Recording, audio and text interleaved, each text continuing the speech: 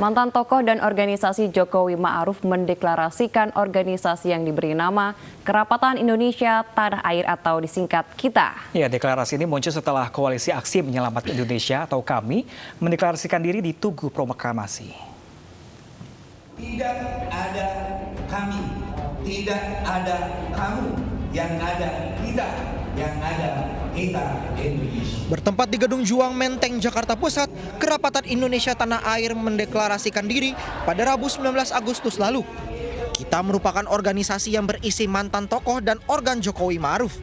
Menurut mantan Direktur Relawan TKN Jokowi Ma'ruf, Maman Imanul Haq, KITA adalah organisasi independen yang akan menjadikan Tanah Air sebagai bagian dari diri, identitas, dan masa depan. Oleh sebab itu kami mendeklarasikan dengan Kerapatan Indonesia Tanah Air atau KITA. Sekali lagi, kita ini bukan merupakan reaksi dari saudara-saudara kita, tetapi lebih kepada kesadaran kita untuk menjaga dan terus mencintai Indonesia. Kerapatan Indonesia Tanah Air adalah koalisi independen yang menyemai, mengembangkan dan melestarikan tanah air Indonesia sebagai bagian dari diri, identitas, dan masa depan bersama. Saya akan memulai membacakan jati diri Koalisi Aksi Menyelamatkan Indonesia, kami. Organisasi KITA muncul setelah deklarasi Koalisi Aksi Menyelamatkan Indonesia atau KAMI di Tugu Proklamasi pada 18 Agustus 2020, tepat sehari setelah peringatan kemerdekaan Indonesia. Beberapa tokoh mendeklarasikan Koalisi Aksi Menyelamatkan Indonesia atau KAMI antara lain Din Syamsuddin, Gatot Nurmantio, Refli Harun, Said Didu, Ahmad Yani, dan beberapa tokoh lainnya. Dalam deklarasinya, Ketua Komite KAMI menyatakan bahwa KAMI merupakan gerakan moral dari berbagai elemen yang memperjuangkan kesejahteraan rakyat.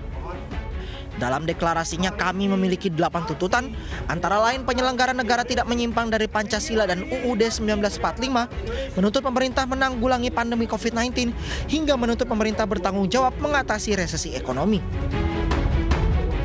Pemerintah juga sudah mengemukakan bahwa ekonomi kita penurunan sampai minus 5,32. Kami menilai bahwa sesungguhnya penurunan ekonomi ini atau kemerosotan ekonomi tidak semata-mata akibat pandemi, tapi jauh sebelum pandemi ini ekonomi kita sudah bermasalah. Koalisi Aksi Menyelamatkan Indonesia ini mengaku akan mengawal pemerintahan dan mengkritisi jika ada kelalaian.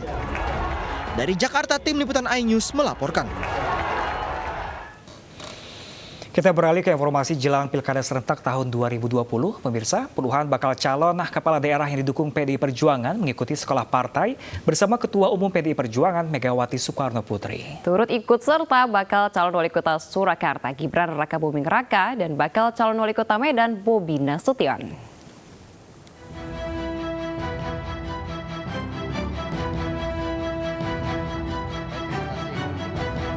Bakal calon wali kota Surakarta Gibran Rakabuming Raka dan bakal calon wali kota Medan Bobi Nasution mengikuti pembekalan jelang Pilkada serentak tahun 2020 dari Ketua Umum PDI Perjuangan Megawati Soekarno Putri.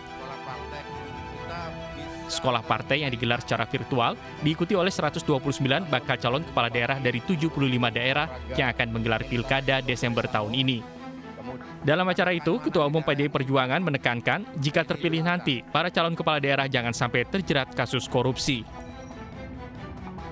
Yang namanya membangun dunia kembali. Bagaimana kalian akan mempunyai inspirasi kalau dalam pikiran kalian tidak ada isinya? Tidak ada isinya. Saya sangat sedih kalau melihat dari kalangan PDI itu ada yang diambil oleh KPK. KPK itu saya yang buat loh, jangan lupa loh. Kalau enggak percaya, nanti lihat pembentukan KPK. MK saya buat, KPK saya buat. Untuk apa? Untuk mendisiplinkan kita, kalangan pemimpin dan rakyat. Tapi kan kebanyakan, mana ada rakyat yang bisa korupsi? Yang korupsi pasti kalangan elit. Nah, saya mau teken untuk didirikannya KPK, Komisi Pemberantasan Korupsi. Belum lagi ini, Sekolah partai untuk Pilkada 2020 akan digelar selama 5 hari dengan memperhatikan pembagian waktu Indonesia bagian Timur, Tengah, dan Barat. Wilayah Indonesia Barat diikuti 60 peserta, bagian Tengah 41 peserta, dan Timur 28 peserta. Tim Liputan iNews melaporkan. Pemirsa, KPU Surakarta menyatakan pasangan Bagio Wahyono FX Suparjo atau Bajo lolos verifikasi faktual. Ya, rival Gibran di Pilkada Surakarta ini berhak mendaftar sebagai bakal calon wali kota dan wakil wali kota.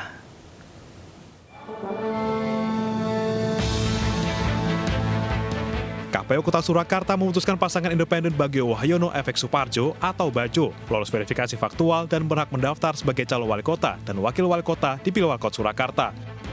Pada tahapan verifikasi faktual periode pertama, pasangan Bajo sudah mengantongi 28.629 dukungan warga. Selanjutnya pada tahap verifikasi perbaikan, dukungan yang memenuhi syarat mencapai 10.202, sehingga total dukungan untuk pasangan Bajo sebaik 38.831 memenuhi syarat ketentuan minimal calon independen. Paslon Bagio Wahyono dan FX Suparjo jumlahnya 38.000 sekian, artinya melebihi jumlah syarat dukungan minimal dan sebaran.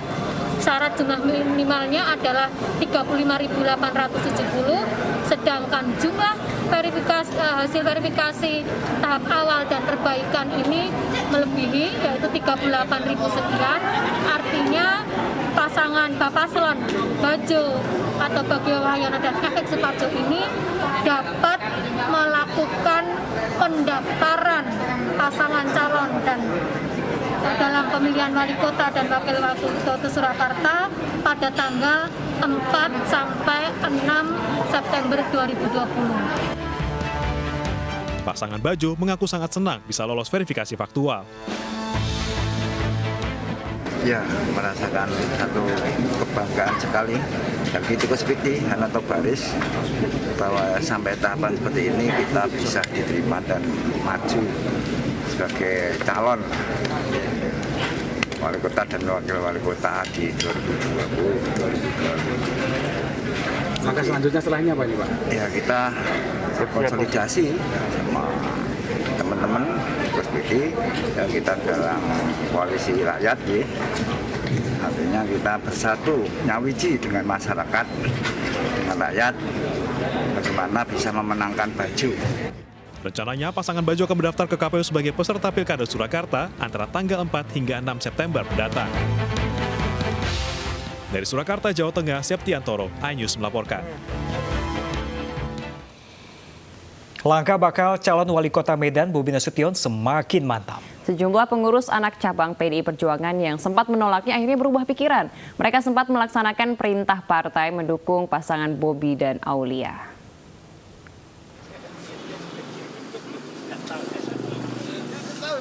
Para pengurus anak cabang PDI Perjuangan Kota Medan mendatangi kantor DPD PDI Perjuangan untuk memberikan dukungan sepenuhnya kepada Bobi Nasution dan Aulia Rahman yang akan maju ke Pilkada Medan 2020.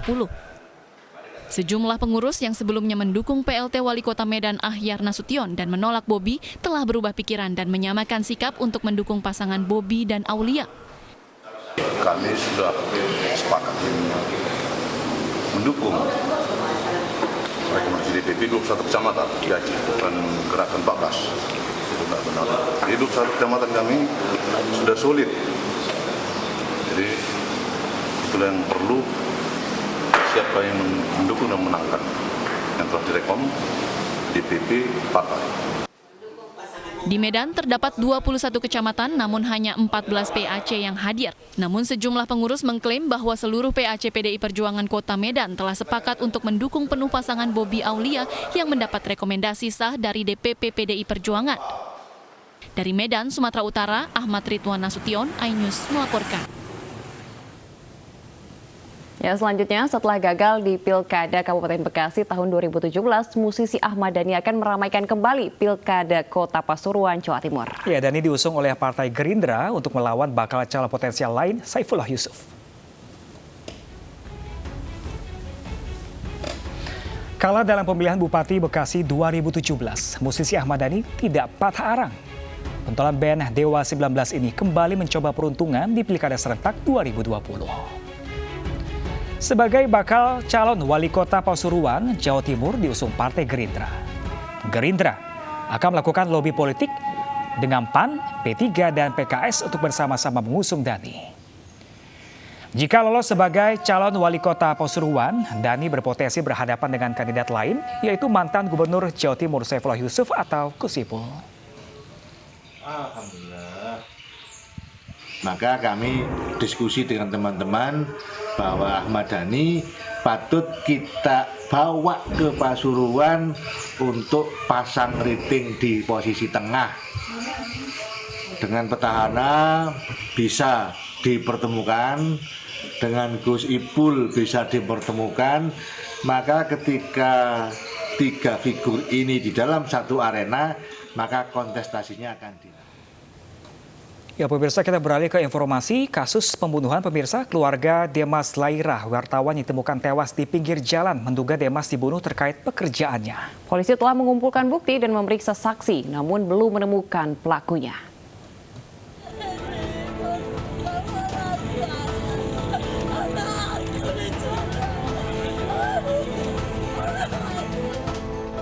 Keluarga Demas Lairah, seorang wartawan media online Sulawesi Barat yang tewas di pinggir jalan, menduga Demas dibunuh saat sedang menjalankan tugasnya.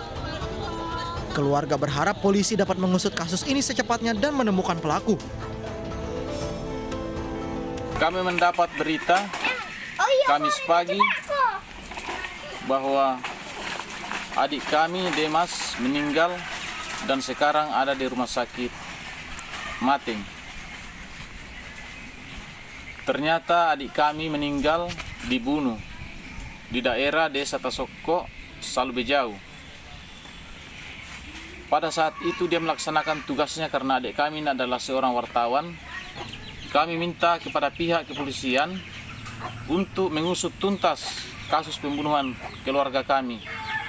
Pelaku pembunuhan ini, siapapun dia, siapa di belakangnya harus ditangkap. Dan kami keluarga mengutuk orang yang melakukan pembunuhan ini.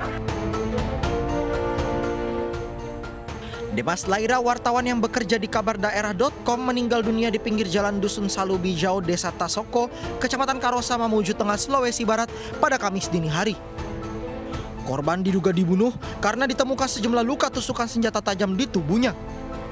Pimpinan Umum kabardaerah.com Aldoris Armialdi melalui keterangan tertulisnya mendesak polisi segera mengusut kasus pembunuhan wartawannya. Dari Mamuju Tengah, Sulawesi Barat, Yunus Suparlin, iNews melaporkan. Penyidik Polres Jakarta Barat menangkap pelaku penculikan dan persetubuhan anak di bawah umur di Sukabumi, Jawa Barat. Korban yang bersama pelaku dinyatakan sehat dan saat ini berada dalam pengawasan KPAI.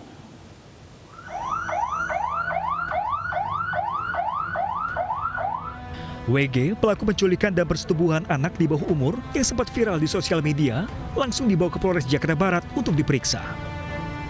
Korban yang dibawa bersama pelaku diketahui dalam keadaan sehat. Saat ini, korban berada dalam pengawasan KPAI untuk penanganan awal psikologi. Nanti KPAI dan P2TP2 akan koordinasi untuk menempatkan anak di rumah aman. Karena kita nggak tahu apakah kondusif bagi kondisi anak untuk tetap berada di rumahnya atau bersama dengan orang tuanya. Kalau itu tidak cukup aman, maka rekomendasi KPAI adalah tetap berada di rumah aman sampai waktu rehabilitasi selesai. Lalu kemudian upayakan untuk pendidikan karena anak ini putus sekolah SD terakhir kalau nggak salah sekolahnya. Dan tentu kita harus mengupayakan agar nanti kehidupannya lebih baik. Upayakan untuk sekolah nanti kerjasama dengan pemerintah DKI, Dinsos untuk mencarikan alternatif agar anak ini bisa sekolah selama menjalani masa rehabilitasi. Atas perbuatannya, pelaku dijerat pasal 81 Undang-Undang Nomor 35 Tahun 2014 tentang perlindungan anak dengan ancaman hukuman 5 hingga maksimal 15 tahun penjara. Pelaku bersama korbannya. Kami menyampaikan terima kasih untuk doa masyarakat Indonesia sehingga kami berhasil mengungkap kasus ini yang cukup viral. Dan kami sangat berterima kasih bahwa anak F sekarang dalam keadaan sehat-sehat.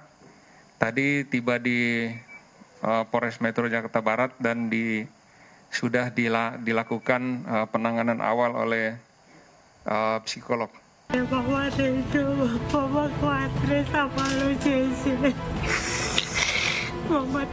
Sebelumnya, di akhir Juli lalu, isak tangis seorang ibu tak tertahankan saat meminta putrinya kembali ke rumah.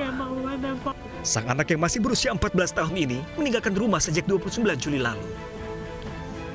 Diketahui, sang anak dibawa pria berinisial WG berusia 41 tahun yang selama ini menjalin hubungan khusus dengan putrinya.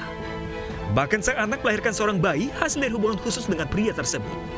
Dari Jakarta, Tim Liputan iNews melaporkan. Sejumlah tim mulai gelar latihan untuk menyambut Liga 1 2020. Dan informasi selengkapnya pemirsa akan hadir usai jeda berikut. Tetaplah bersama kami di Ayus Pagi.